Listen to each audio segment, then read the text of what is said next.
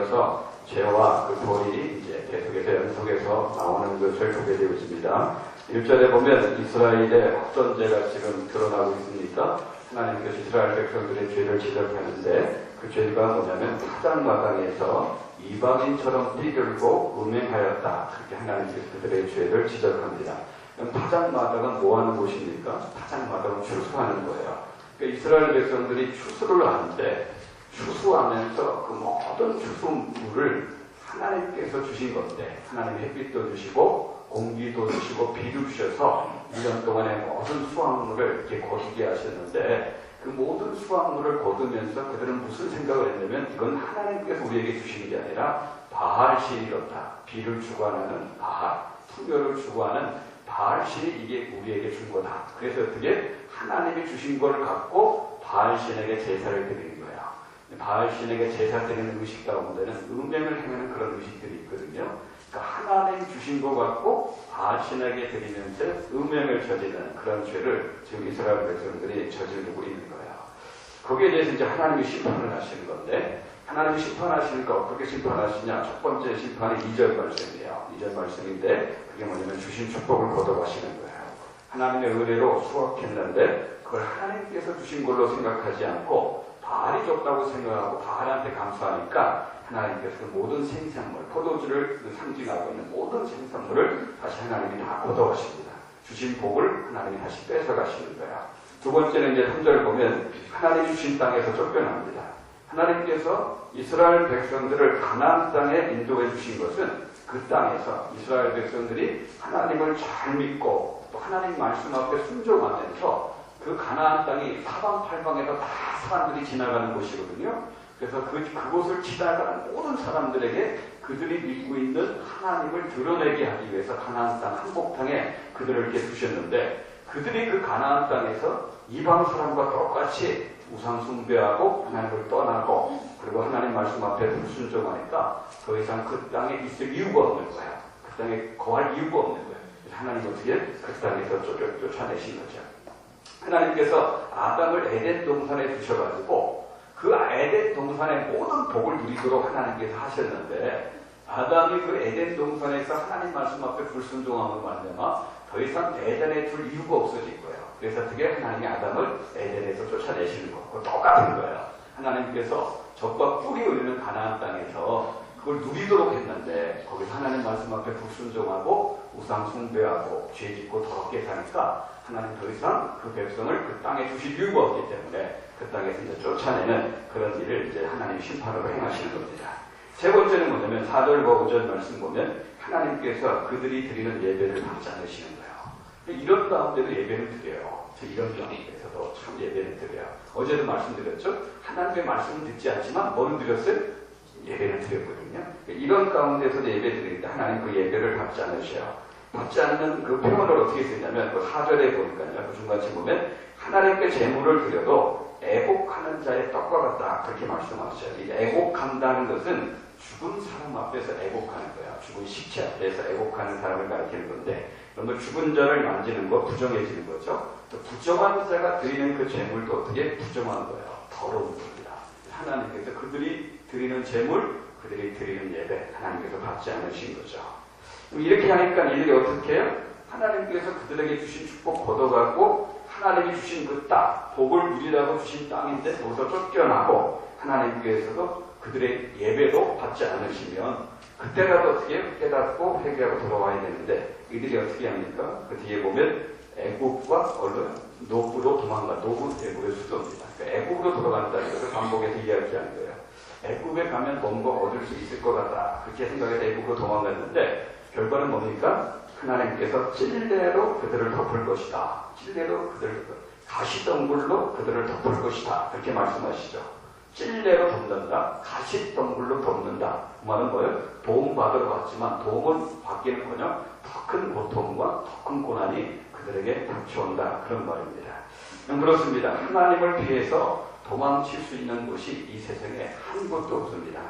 대적들이 아무리 강해도요. 하나님 품 안에만 있으면 안전합니다.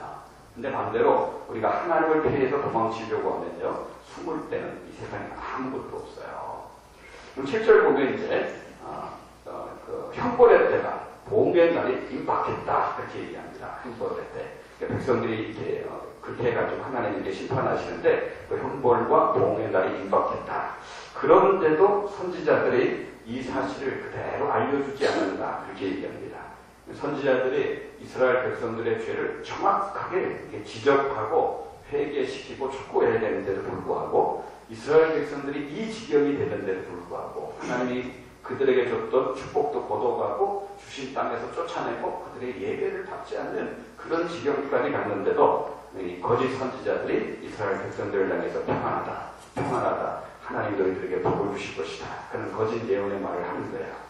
그래서 8절 말씀 보면 오히려 선지자들이 그들에게 그물이 될 것이다. 오히려 그들을 그물에 걸려들게 만드는 그런 일을 하는 거예요. 근데 여러분 이것도 심판이에요. 잘못된 지도자를 만나는 것도 하나님의 심판의 한 형태라는 것을 기억하셔야 돼요.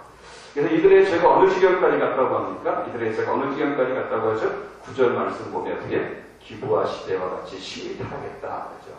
기브아 시대. 여러분들 기브아 시대 기억나십니까? 기브아 시대가 어떤 시대예요? 사사기를 혹시 읽어본 분들은 사사기 19장, 20장, 21장에 보면 기브아에서 있었던 일이 나오는데 어떤 사건입니까? 네임이 첩을 얻죠. 첩을 얻을 수 없는 그 신분인 네임이 첩을 얻죠. 그거부터 타락한 거예요. 보통 타락한 게 아니에요.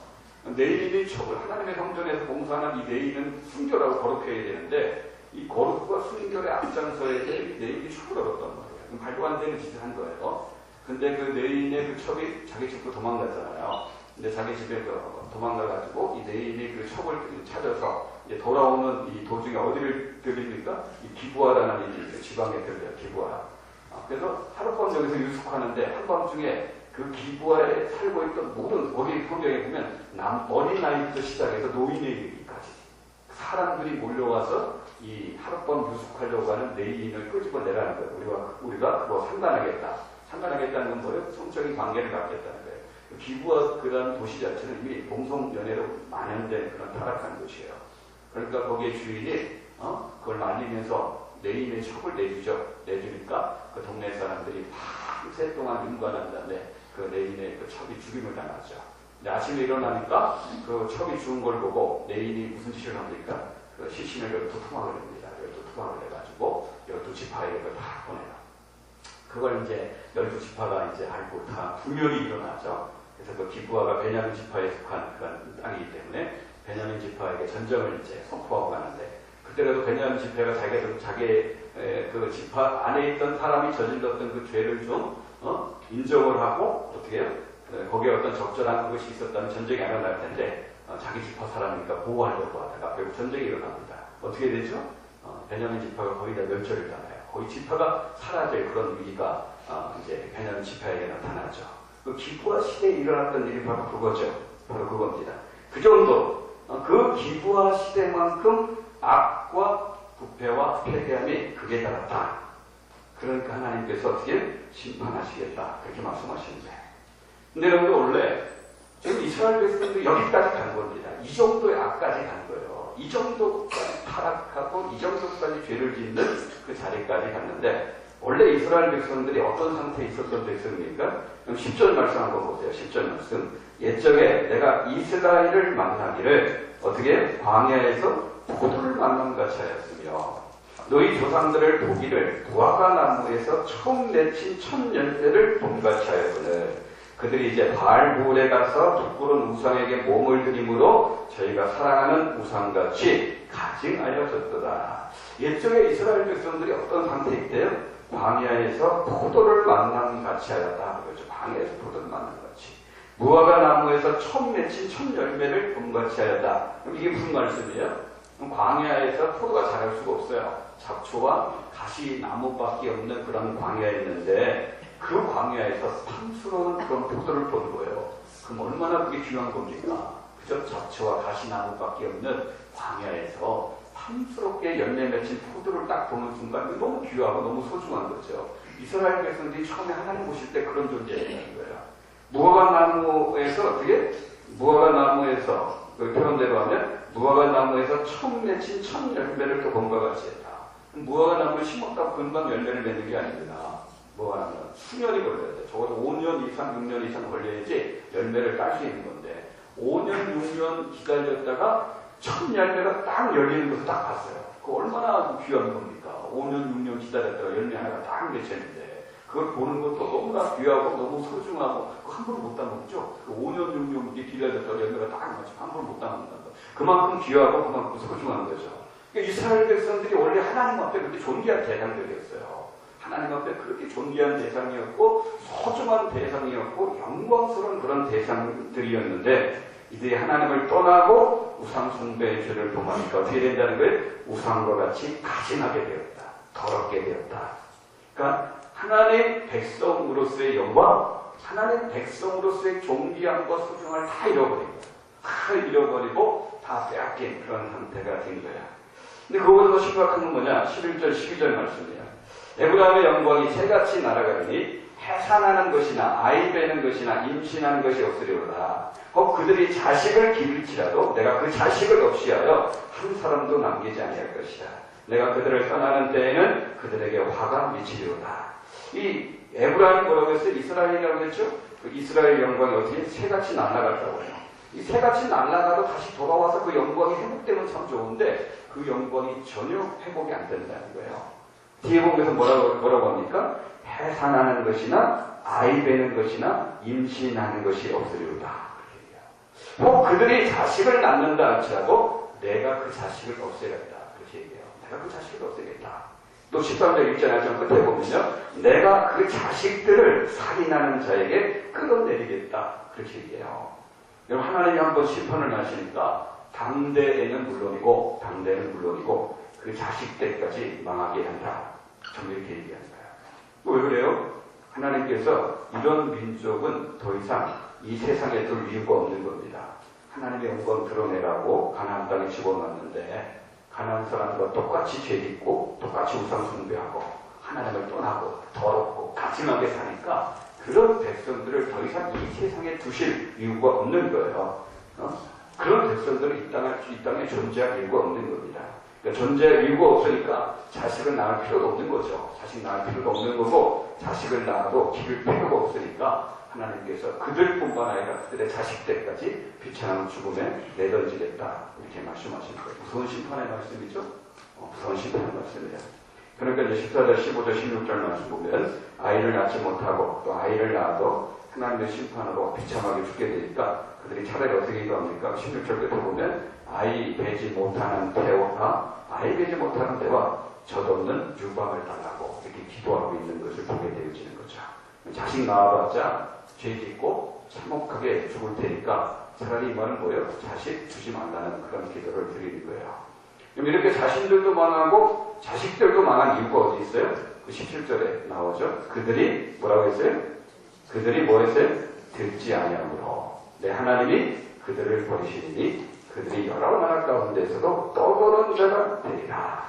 하나님의 말씀을 듣지 않았기 때문에 그들이 하나님을 떠났기 때문에 그렇게 되었다. 하나님께서 그렇게 말씀하신 겁니다.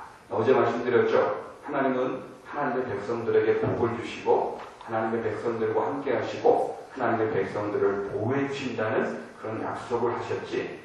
백성의 무늬만 백성인 그런 모습을 갖고 살아가는 사람들에게 복을 절대 약속하지 않으신 그런 거예요. 백성들이 복을 받는 거예요. 하나님의 백성들이 복을 받고 하나님의 백성들이 보호를 받고 하나님의 백성들이 하나님이 함께 하시는 거지 무늬만 백성인 사람들은 하나님이 그런 약속을 하자는 거예요. 이게 9장의 전체적인 내용이에요. 9장을 통해서 우리가 간단하게 한두 가지 교훈을 받을 수 있는데 오늘 아까 읽었죠. 10절 말씀이 9장 말씀의 핵심입니다. 9장 말씀의 핵심인데 10절 말씀 다시 볼까요? 옛전에 내가 이스라엘을 만나기를 광야에서 포도를 만난 같이 하였으며 너희 조상들을 보기를 무화과 나무에서 처음 맺힌 첫 열매를 본 같이 하였거늘 그들이 바알 보울에게 가서 부끄러운 우상에게 몸을 들이므로 저희가 사랑하는 우상같이 가증하였더라. 그럼 하나님의 백성이 이 존귀함, 이 영광, 이 소중함을 잃어버리면요 가증한 존재로 떨어지는 거예요. 더러운 존재로 떨어지는 거예요. 이걸 누가 알고 있느냐? 마귀가 알고 있어요.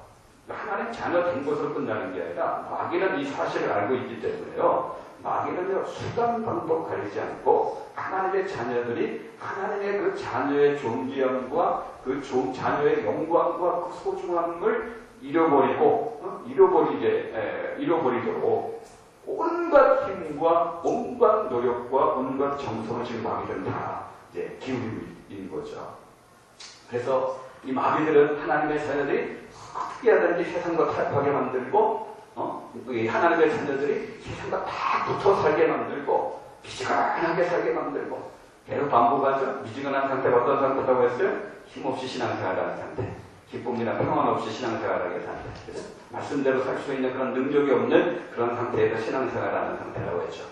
하나님 나라를 위해서 구체적인 비전도 없고 열정도 없이 그냥 물에 불탄 듯 술에 불탄 듯 차갑지도 않고 뜨겁지도 않고 그런 모습으로 신앙생활. 마귀가 어떻게든지 미지근하게 신앙생활하게 만드는 거예요. 말씀 앞에 불순종하게 만들고 세상 사람들과 똑같은 생각, 똑같은 가치관, 똑같은 삶의 목적, 똑같은 삶의 방식을 갖고 살아가도록 만드는 거예요. 그래서 하나님의 자녀들이 그 자녀의 존귀함과 그 영광과 그 소중함을 다 잃어버리고 세상 사람들과 똑같이 가증하고 더럽게 살도록 이 마귀가 그렇게 하는 겁니다.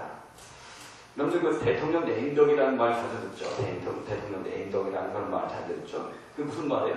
대통령이라는 이름은 있지만 그 대통령으로서의 권세, 그 대통령으로서의 그 영광, 그건 못 누리는 거죠. 그게 대통령 내임덕 아닙니까? 우리도 마찬가지예요. 신자라는 이름은 있는데요.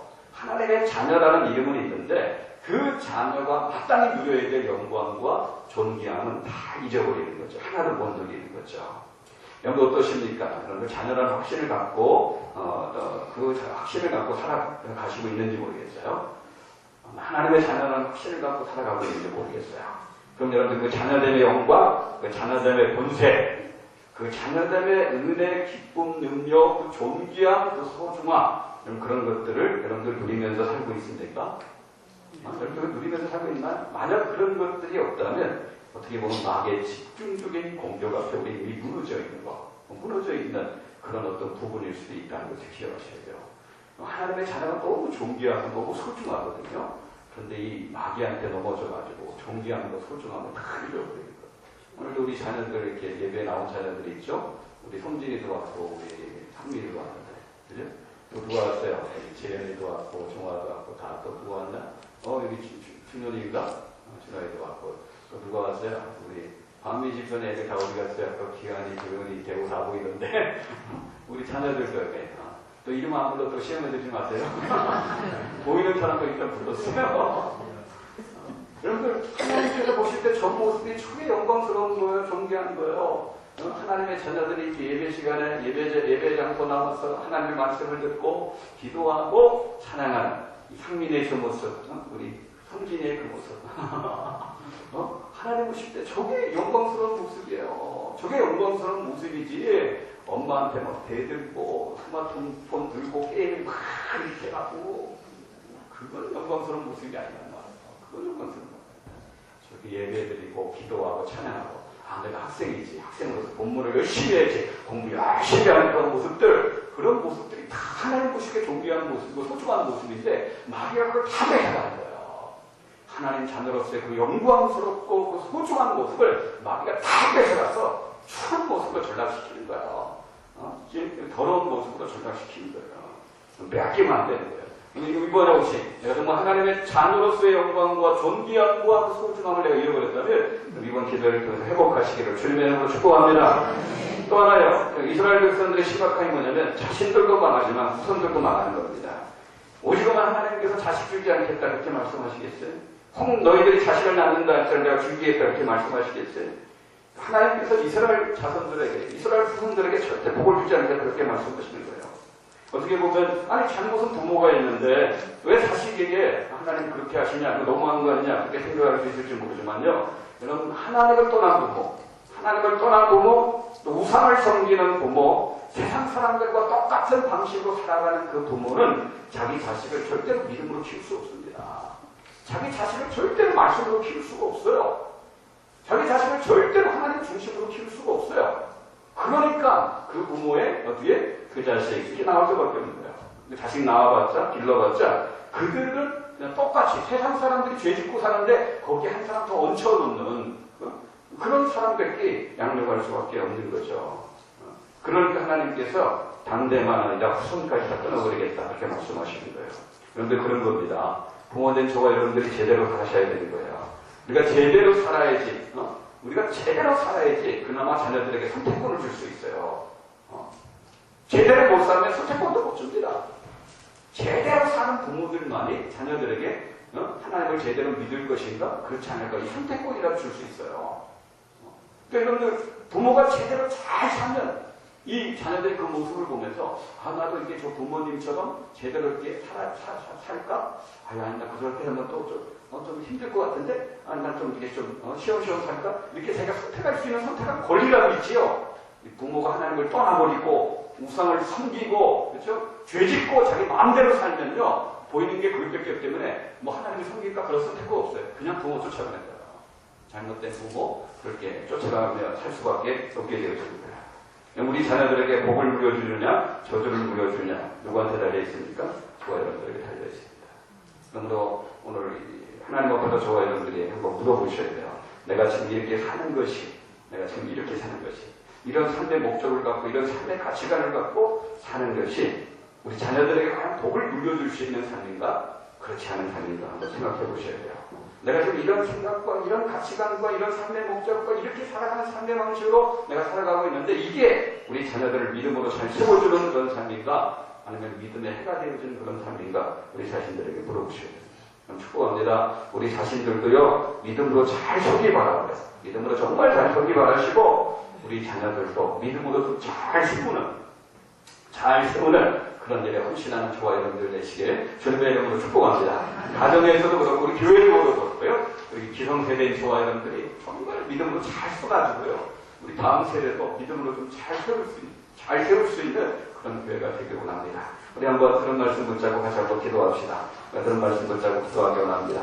오늘도 마귀는요 우리로 하여금 세상과 타협하게 만들고 세상에 붙어 살게 만들고 미지근하게 살게 만들고 죄짓게 만들고 말씀대로 살지 못하게 해서 우리가 가지고 있는 자녀의 영광, 이 자녀의 권세, 자녀의 존귀한 능력, 기쁨 누리지 못하게 하는 일에 온갖 정성과 노력과 힘을 다하고 있습니다. 이 마귀의 공격에 무너져 자녀된 축복을 누리지 못하게 하는 그런 어떤 비참한 인생, 그런 인생 되지 않게 달라고 같이 한번 기도해서 주겠습니다.